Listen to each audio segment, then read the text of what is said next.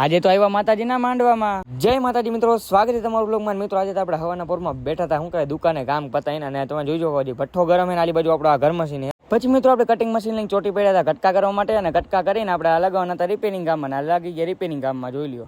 પછી મિત્રો આપણે આવી ગયા હતા બાફેલી મકાઈ ખાવા, પણ આપણે આવી રીતે નહોતી ખાવી, એટલે આપણે આવી રીતના બનાવીને ખાઈ લીધી. પછી અમે બધા મિત્રો સાંજના સમયે કામ પતાવીને નીકળી ગયા હતા નાસ્તો કરવા માટે. પાછળ આપણે આયુષભાઈ નહીં આવે છે ને આગળ આપણા બીજા બે ભાઈ જાય છે. પછી મિત્રો અમે પહોંચી ગયા મામા દાબેલીમાં મામા ખાવા. સોરી મિત્રો, દાબેલી ખાવા. પછી મિત્રો હું રાતના સમય આવી ગયો તો માતાજીના માંડવામાં ડાકલાની રમઝટ બોલતી હતી તાકાતવારીને. તમે પણ ડાકલા સાંભળો ને હું પણ ડાકલા સાંભળી લઉં.